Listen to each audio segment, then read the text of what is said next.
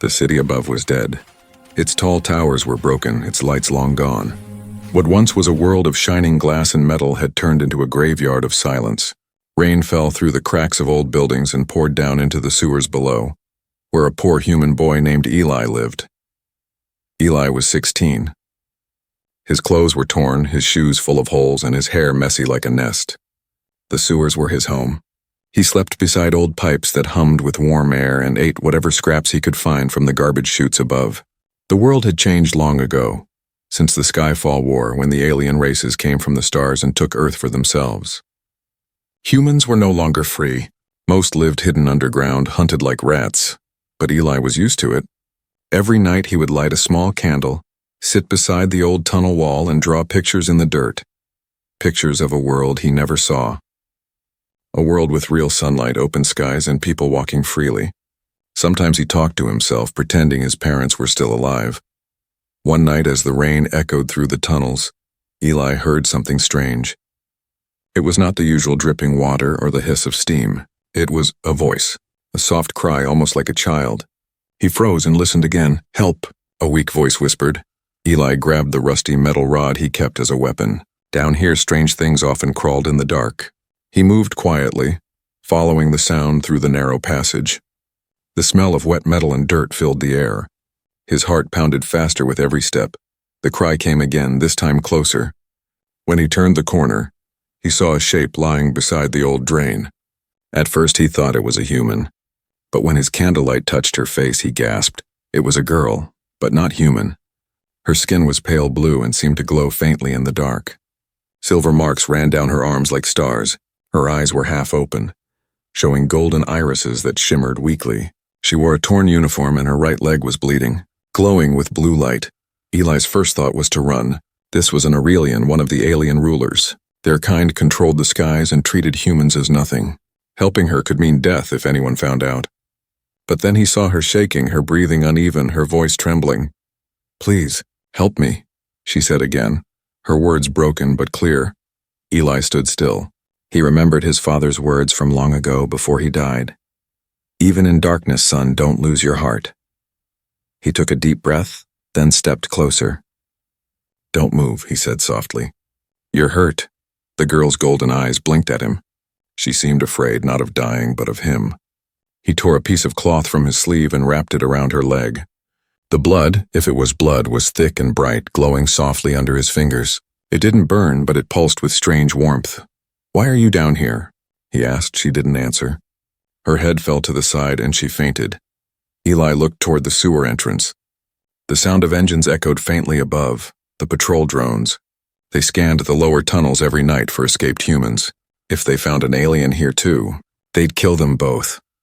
He pulled the girl to a hidden spot under a broken pipeline, covering her with old blankets. Her breathing slowed, but she was still alive. Eli sat beside her, staring at the faint glow of her skin. He had never been so close to one of them before. Up close, she didn't look like a monster. She looked scared, lost, just like him. The night passed slowly. Eli sat there, listening to the hum of machines far above and the gentle sound of rain dripping through cracks. He wondered who she was. Maybe a soldier who fell during a fight, or maybe a spy. But what if she was different? What if she wasn't like the others? When the first light of morning crept through the sewer vents, Eli was still awake. The girl moved slightly, her lips whispering a single word. He couldn't understand it, but it sounded soft, almost human. He reached for his candle again, but before he could light it, a shadow passed across the tunnel wall. The sound of metal boots echoed through the passage. Eli's body froze. Someone or something was coming closer. He grabbed his rod, ready to fight if needed.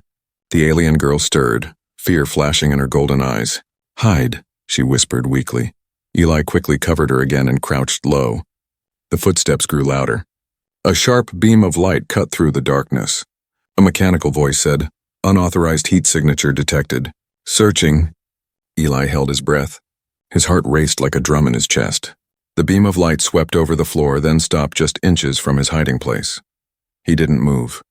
He didn't even blink. The drone paused, then turned away. After a long moment, the sound faded. Eli exhaled shakily. He looked at the girl again, her face calm but pale. He had no idea who she was, but he knew one thing. If the soldiers found her, she would die. And maybe so would he. Still, something inside him whispered, "Don't leave her." He looked at the faint light from her wound and said softly, "Guess you're stuck with me now." He didn't know it yet. But that night, deep under the dead city, Eli had just changed his fate forever. When the morning light crept through the old cracks in the sewer ceiling, it painted soft silver lines on the damp floor. The air smelled of rust and wet stone. Eli sat near the girl, still watching her carefully. She had not moved much through the night. Her breathing was slow but steady. He had never seen anything so strange and beautiful. Her skin glowed faintly like moonlight trapped under water. The marks on her arms looked like silver veins, and her hair, long and pale, shimmered as if made of fine glass. She did not belong in a dark place like this. She looked like a piece of the sky fallen into the mud. Eli whispered, "Who are you?" Her eyelids fluttered open. Golden eyes looked back at him, soft but full of fear. She tried to sit up but winced in pain. Eli helped her lean against the tunnel wall. "Don't move too much," he said. "Your leg's still bleeding." The girl looked around, confused. "Where am I?" "The sewers," Eli said. "Under the city. You were almost found last night." She blinked slowly. "You saved me?" Eli hesitated. "Yeah, I guess I did." For a long time she said nothing. Then in a quiet voice that carried a strange accent, she said, "My name is Lyra." Eli nodded. "I'm Eli." Lyra studied him, her eyes tracing the dirt on his face, the torn clothes, the old wounds on his hands. "You are human," she said softly, as if it was hard for her to believe. "Last time I checked," he said with a faint grin, "and you're an Aurelian. You all live in towers. What's one of you doing down here?" Her face darkened. "I ran away," Eli frowned. "From what?" Lyra looked down. "From my people." Her words didn't make sense. Aurelians ruled the cities and the skies. They had power, ships, armies. Why would one of them run? Eli wanted to ask more, but she looked so tired, like the weight of the whole world was pressing on her shoulders. He handed her a piece of bread, stale and hard, but all he had. "Here, eat." She stared at it, unsure. "You share food with me?" she asked. "Why not?" "I am one of them," she said quietly. "The ones who took your world." Eli shrugged. "Doesn't matter. You're hurt. Hungry too, I bet. We all bleed, don't we?" For a moment she just stared at him as if she'd never heard kindness before. Then she took the bread slowly, her fingers trembling. "Thank you," she whispered. While she ate, Eli watched her eyes wander around the tunnel. The walls were covered in faded paint, old human writing, warnings, symbols from before the war. She reached out and touched one of the marks gently. "What is this place?" she asked. "Home," Eli said simply. "Or what's left of it." Lyra looked sad. "Your kind should not live in shadows." Eli gave a dry laugh. "Tell that to your people. We're not allowed on the surface anymore. They call us the Forgotten Ones." Lyra's eyes softened. "Not all Aurelians are cruel." "Really?" Sony said. "Haven't met any good ones yet." She lowered her gaze. "Maybe now you have." For a moment there was silence, just the sound of dripping water echoing through the tunnel. Then faintly above them came the distant hum of ships. "Patrols again." Lyra's face turned pale. "They're looking for me," she whispered. "If they find me, they'll kill you too." Eli felt a chill run through his chest. "Why, what did you do?" Lyra hesitated. "I took something. Something important." Her hand went to her chest, where under her torn uniform a faint blue light glowed. She pulled out a small crystal no bigger than a pebble. It shimmered like liquid fire, pulsing with quiet energy. Eli's eyes widened. "What is that?" Lyra's voice was barely a whisper. "The heart of Ceres. It's a power core from the High Citadel. It can change everything." Eli didn't understand. "Change what?" "Everything," she said again. "Life, death, freedom." Her eyes met his. "If my father gets it back, he'll use it to control every living being on this planet." "Your father?" Eli asked, shocked. She nodded. "He's the High Commander of the Aurelian Dominion." Eli stared at her. He had helped an alien princess, the daughter of the enemy who had destroyed his world. He wanted to be angry. He wanted to throw the crystal away. But when he looked at her trembling hands and the pain in her eyes, he couldn't. "You really picked the wrong place to crash," he said softly. Lyra gave a weak smile, or maybe the right one. Above them, the sound of engines grew louder. Dust fell from the ceiling. Lyra's golden eyes widened in fear. "They're close," she whispered. "We have to hide." Eli stood quickly, listening to the thumping footsteps echoing through the tunnel's edge. He turned to her and said, "Then stay quiet, princess. Down here, you follow my rules." He didn't realize it then, but the moment he said those words, the fates of a human boy and an alien girl became tied forever. The air in the tunnels grew colder. A deep humming sound rolled through the pipes like a storm crawling closer. Eli froze, his hand on the wall, feeling the vibration. The noise was familiar, alien patrols. Lyra's face went pale. The soft blue glow of the crystal under her clothes flickered with fear. "They found my signal," she whispered. "They're scanning for me." Eli cursed under his breath. "How many?" "Maybe a dozen soldiers. And drones," she said, her voice trembling. "If they capture me, they'll erase you." He didn't need more explanation. Eli grabbed his small pack, threw the old blanket over the fire pit, and helped her stand. Her wounded leg shook. "You can walk?" "Barely," she said. "But I can try." They moved through the dark passageways, stepping in puddles that rippled with every sound. The tunnels twisted like a maze, leading deeper under the ruined city. Far behind them, mechanical voices echoed. "Target signal located. Human life form detected. Proceeding with elimination protocol." Lyra stumbled. Eli caught her before she fell. Her skin felt warm under his dirty hands, her golden eyes glowing faintly in the dim light. For a second he saw fear and trust. "Don't stop," he said. "They'll corner us here." They turned down a narrow side tunnel, the walls covered in moss and rust. Eli knew this part of the sewers. He had scavenged here before. At the end of the tunnel stood a large metal door with a cracked control panel. He hit the switch. Sparks flew, but the door stayed still. "Come on," he muttered, hitting it again. Nothing. Lyra limped beside him and touched the panel. Her fingers glowed faintly, and the circuits lit up with blue light. The heavy door groaned and slid open. Eli stared.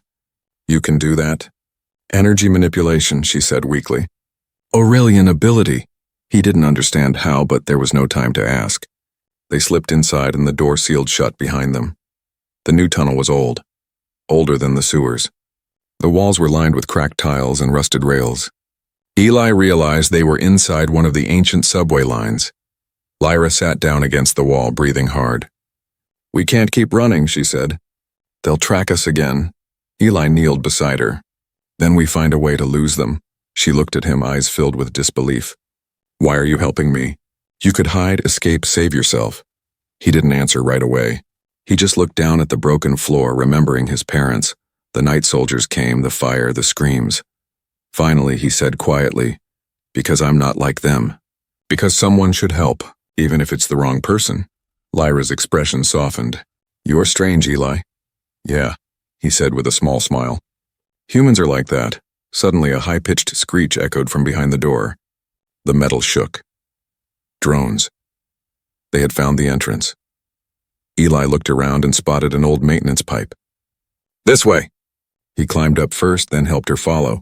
The pipe was narrow, filled with dripping water and dust, but it led higher into the tunnels. Lyra winced in pain with every movement. "Almost there," he said, his voice calm though his heart was racing. The pipe opened into an old station, a forgotten place filled with collapsed benches, cracked walls, and silence. But the air here was different, cleaner. Lyra stepped out, breathing deeply. "This place. It's ancient," Eli nodded. "From before the war. My father used to say trains ran here once. People went anywhere they wanted." Lyra smiled faintly. "Freedom," he nodded. "Yeah, freedom." Then a sudden metallic thud shook the ground. The ceiling cracked as a drone smashed through, its red sensor scanning the room. "Down!" Eli shouted.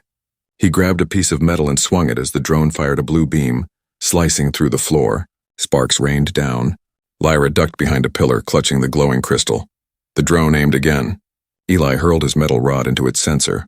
The machine twitched, sparks flying, and crashed to the ground. "Got it," he yelled, just as 3 more drones appeared from the ceiling hole. Lyra raised her hand. A burst of blue energy shot out, hitting one drone, then another. But the effort drained her instantly. She fell to her knees. Eli ran to her, pulling her behind cover. The 3rd drone floated closer, its weapon charging. "Eli," she whispered, her voice fading. Take it. She handed him the crystal, the heart of Ceres. I can't do it. He grabbed it. The moment his fingers touched the crystal, it flared with white-blue light. The drones froze mid-air. For a second, time itself seemed to stop. Then the crystal pulsed, sending a wave through the room. The drones exploded in a flash of light, their remains falling like ash. Eli stood trembling, the crystal glowing in his palm. Lyra stared at him, her golden eyes wide with shock. It responded to you, she whispered. That's impossible. Eli looked at the fading glow, his voice low and shaky. Then maybe I'm not just a sewer rat after all. For the first time, Lyra smiled. But her smile faded when the sound of engines rumbled again above them. They'll send more, she said. Eli nodded. Then we keep moving. If they want the crystal, they'll have to catch us first. And with that, the poor human boy and the limping alien girl disappeared into the shadows again. Two fugitives bound by a power neither of them fully understood. The tunnels had gone quiet again, but silence did not bring peace. Eli and Lyra hid inside an old underground station, its walls broken, its ceiling full of cracks. Rusted train tracks stretched into the darkness like forgotten veins. The air smelled of dust and oil.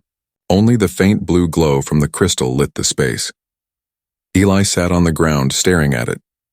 The heart of Ceres floated just above his palm, spinning slowly, glowing softly like a living thing. Every few seconds it sent out tiny sparks of light that danced across his fingers. It reacts to you, Lyra said in a whisper. That's not supposed to happen.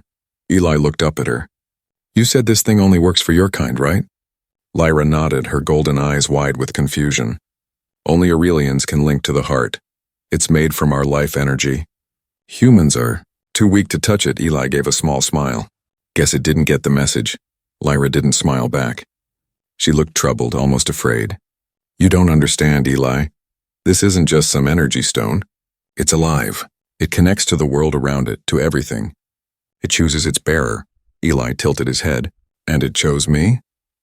It shouldn't have. For a long moment, neither of them spoke. The soft hum of the crystal filled the empty station.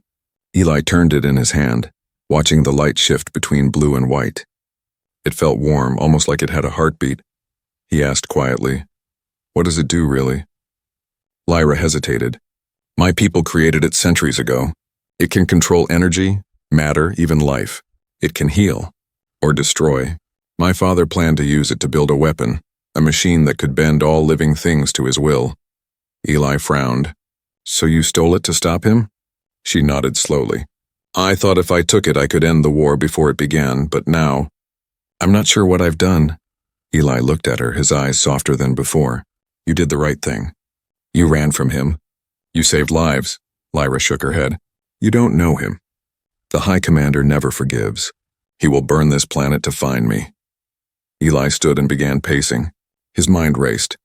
A glowing crystal that responded to him, an alien ruler ready to destroy Earth, and a girl who was supposed to be his enemy but somehow felt like the only one he could trust. "Then we need a plan," he said. "We can't keep running forever." Lyra watched him silently. There was something in his voice, a spark of strength that didn't fit a poor sewer boy. She said softly, "You're different, Eli. No other human I've met would face soldiers, drones, and still worry about someone else." He shrugged. "Maybe I'm just too stupid to know when to quit." She smiled faintly. "No, you're something else." Suddenly the crystal flared brighter, filling the tunnel with white-blue light. Eli flinched, holding it tighter. A wave of images flashed in his mind. Strange visions of places he'd never seen. Tall cities floating in the sky. Great ships sailing among stars. And a world of both humans and aliens standing side by side. He gasped, dropping the crystal. It hovered midair, spinning faster. Lyra stepped back. "It's showing you memories," she said. "But not mine. Those are old, very old." Eli's voice trembled. "I saw humans, with your kind, working together." Lyra's eyes widened. "That's impossible. Humans never—" She stopped, realizing what it meant. "Unless your ancestors once shared this power. Maybe the heart remembers." Eli stared at the floating light, feeling a strange pull in his chest. "Maybe humans were never weak," he said softly. "Maybe we just forgot what we were." The crystal dimmed and settled back into his palm as if resting. The silence returned, but something between them had changed. Lyra no longer looked at him like a poor human.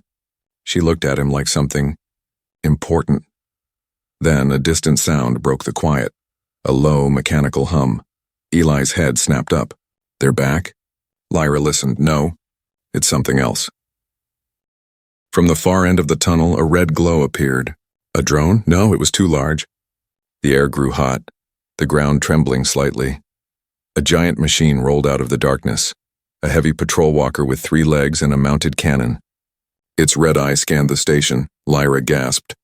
They've sent a hunter unit. That's a war machine. Eli clenched his jaw, grabbing his metal rod. We're not dying here, the hunter fired. The beam tore through the wall, blasting stone and dust everywhere. Lyra fell, her leg bleeding again. Eli shielded her with his body. Give me the heart, she cried. It can destroy the machine. Eli held it up. The crystal pulsed once and blue lightning shot out, striking the hunter's cannon. It exploded in a burst of fire and smoke. The ground shook violently as the machine collapsed, burning. When the noise faded, Eli was breathing hard, his hands glowing faintly with light. The crystal floated back into the air, spinning calmly. Lyra stared at him in shock. Eli, the heart doesn't just respond to you. It's merging with you. He looked at her, confused. Merging? She nodded slowly, eyes wide with awe. It's becoming part of you. Eli looked down at his glowing hand, then back at her. Then maybe that's what it wanted all along. Above them, faint thunder rolled through the ruined city. But this time it didn't sound like a storm. It sounded like war coming closer. The old subway station burned behind them.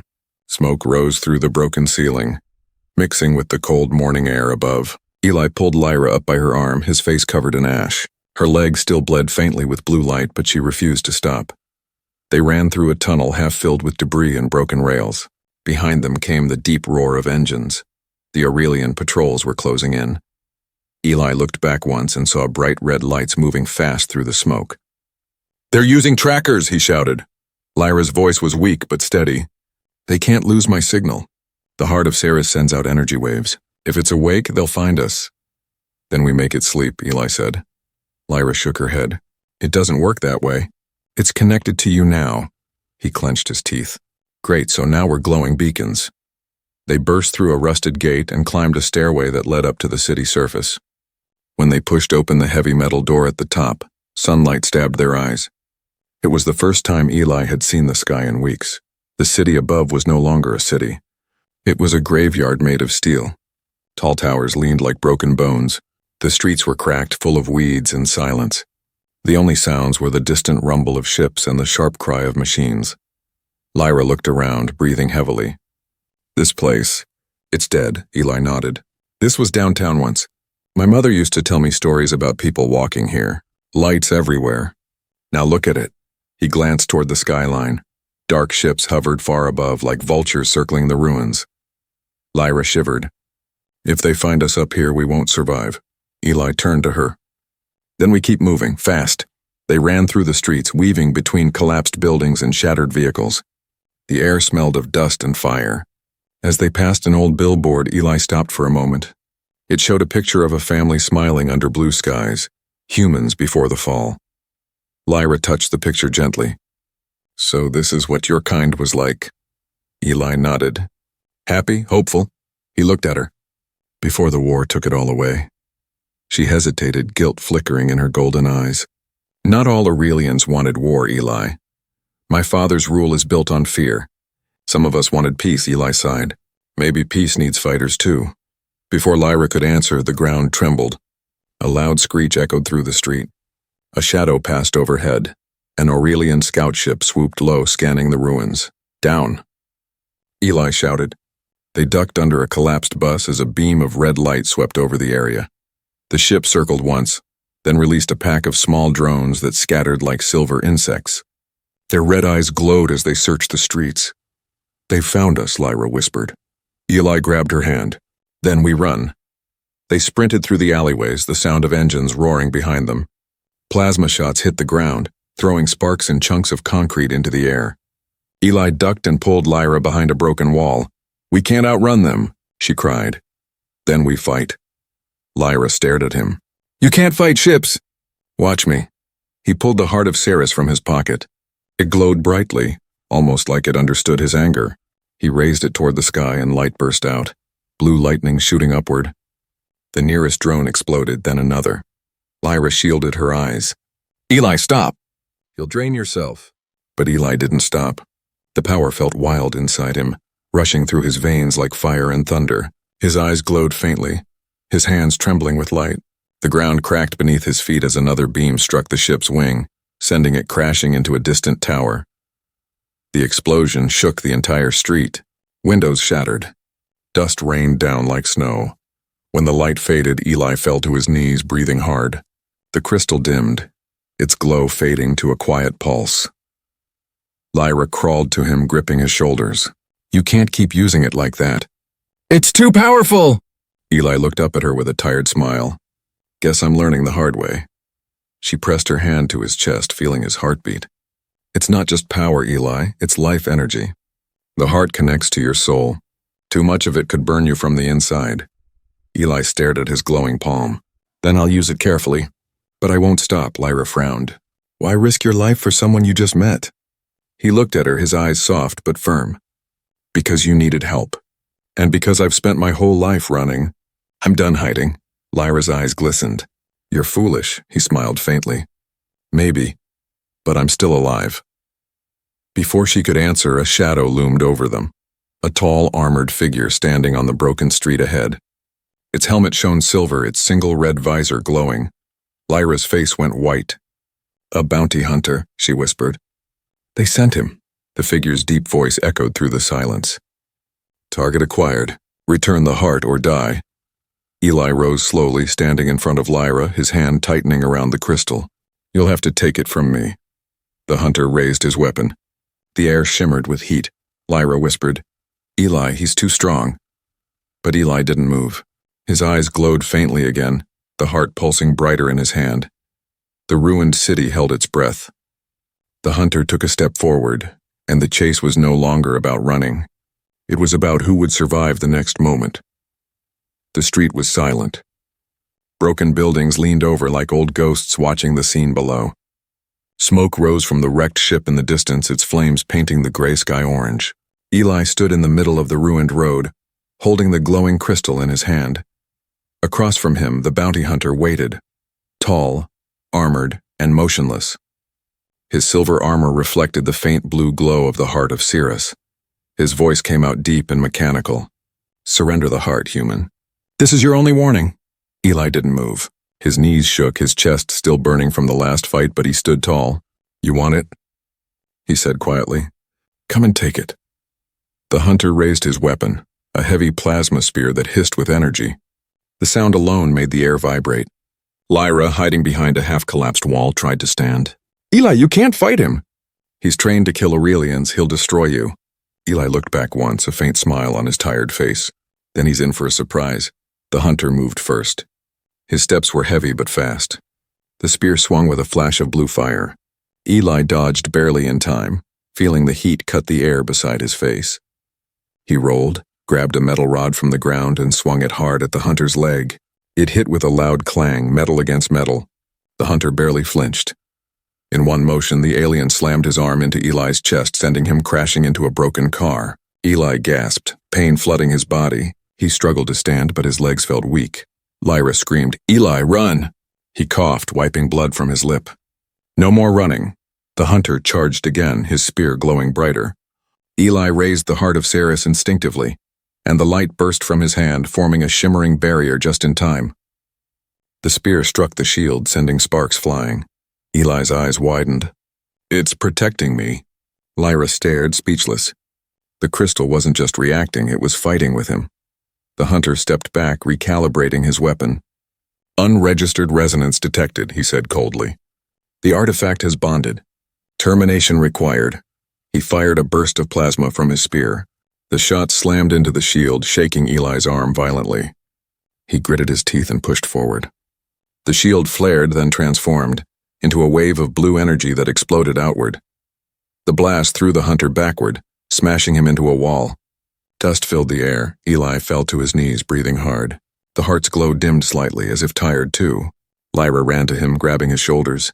You're using too much power. The crystal's drawing from your life force. Eli looked up, eyes glowing faintly blue.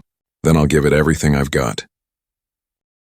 The hunter rose again, armor dented, red visor cracked, but his voice was calm. Impressive, for a human. He pulled out 2 smaller blades, glowing like burning suns. Let's finish this. He moved like lightning.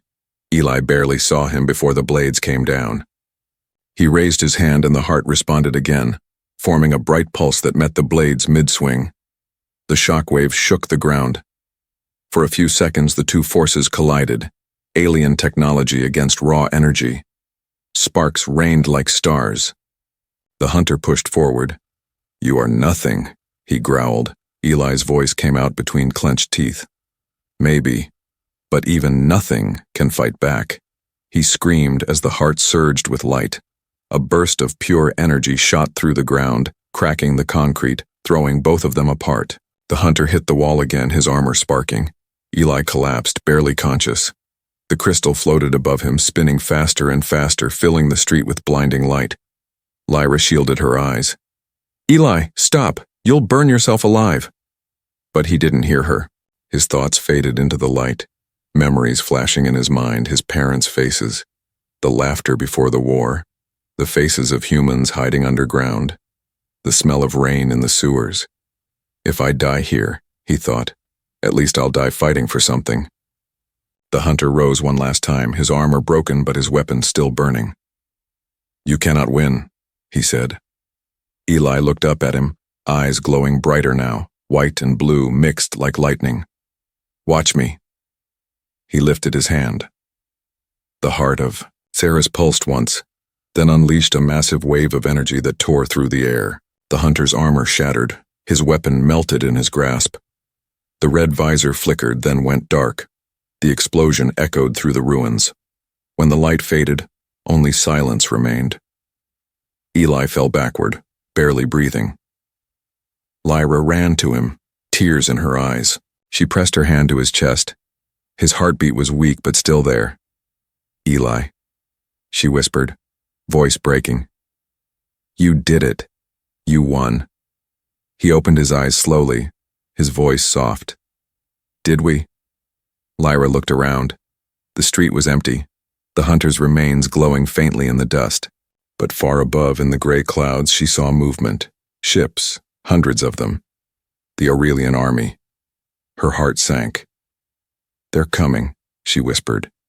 Eli forced a smile, even as his strength faded. Then I guess this wasn't the last fight after all. Lyra looked at him.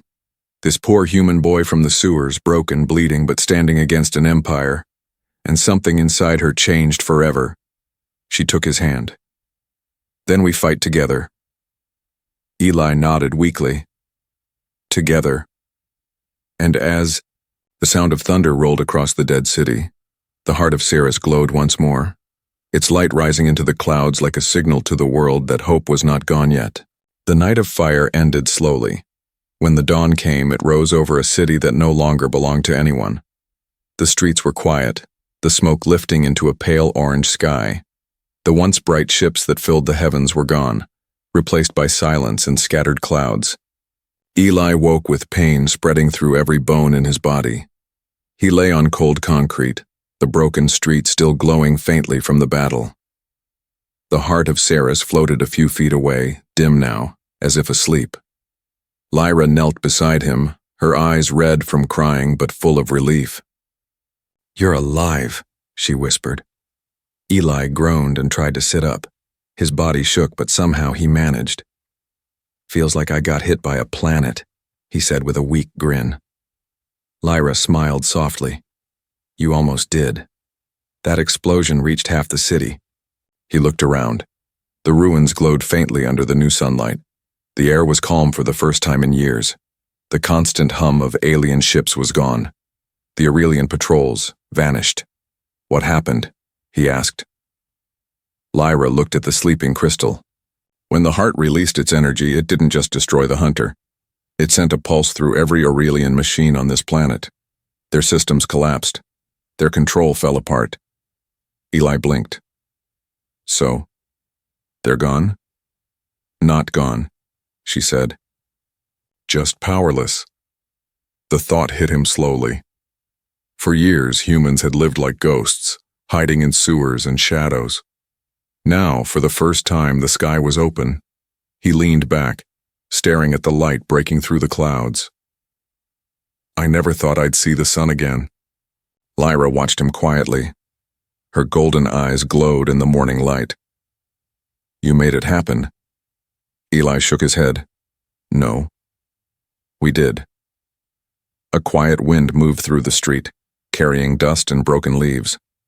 Somewhere in the distance, a sound echoed. Human voices. Faint, but real. Lyra turned toward it. They're coming out, she said softly. Eli smiled. Good. It's time. A group of humans appeared from the shadows of an old building. Men, women, children, thin, tired, covered in dirt, but alive. They stared at Eli and Lyra with fear at first, then wonder. One old man stepped forward, holding a pipe as a weapon. Who are you? He asked cautiously. Eli pushed himself up, leaning on the broken car beside him. No one special, he said. Just someone who got tired of hiding. The old man looked past him at Lyra, the alien girl with glowing eyes. The crowd murmured nervously. She's not our enemy, Eli said firmly. She helped me. She helped all of us. Lyra looked down, unsure how to meet their eyes. But the humans didn't attack. They watched quietly as the sun rose higher, its light warming the ruins for the first time in years. A small child stepped forward, holding a broken flower she had found among the rubble. She walked up to Lyra and placed it in her hand. Thank you, the girl said. Lyra froze, her eyes filling with tears. It was the first time a human had ever thanked her. Eli watched the moment and smiled faintly. Looks like they're already better than we were. As the day went on, more humans came out of hiding, hundreds of them. They wandered the ruins, blinking at the sunlight, touching the walls, the ground, the air. For the first time, they were free. But above, in the pale clouds, flashes of silver still moved. Some Aurelian ships hadn't left yet. Lyra saw them and frowned. They'll return. They always do. Eli looked at the heart of Cirrus, which floated quietly near him. Then we'll be ready. She turned to him. You can't keep using it. It's tied to your soul now. It could kill you. He shrugged. Guess that's the price of freedom. Lyra shook her head, stepping closer. No, that's not what the heart was made for. It was meant to bring balance, not destruction. Eli looked at her curiously. Balance? Yes, she said. It reacts to what's inside, the truth of whoever holds it. It saw your heart, Eli. That's why it chose you. He looked at her quietly. So it didn't choose me because I'm strong. She smiled softly. It chose you because you're human. Eli laughed, a real laugh this time. That's a first. They stood together in silence as the wind moved through the ruins. The sun rose higher, painting the world gold. Somewhere far off, a human flag, faded and torn, flapped weakly on a broken pole. Lyra looked at it and whispered, Maybe peace starts from the ground up. Eli nodded. Yeah, even from the sewers. She turned to him, eyes gentle. What will you do now? He looked at the open sky, at the world waiting to be rebuilt. Help them, teach them. Maybe show them we don't need to be afraid anymore. Lyra smiled. And me? He met her gaze. You stay. The world could use someone who knows both sides. For a long time they stood there, watching the light grow stronger. The heart of Ceres floated between them, glowing faintly like a heartbeat, alive but peaceful now. Eli looked at it and whispered, Guess we both earned some rest. Lyra nodded. The universe remembers those who fight for others. He smiled. Then maybe it'll remember us. And as the wind carried their laughter across the silent city, the camera of the world slowly pulled back, showing the boy who once lived in the sewers and the alien girl who had fallen from the stars, standing side by side beneath a rising sun. The war was over, the fear was gone, and for the first time in generations, the world belonged to humans again.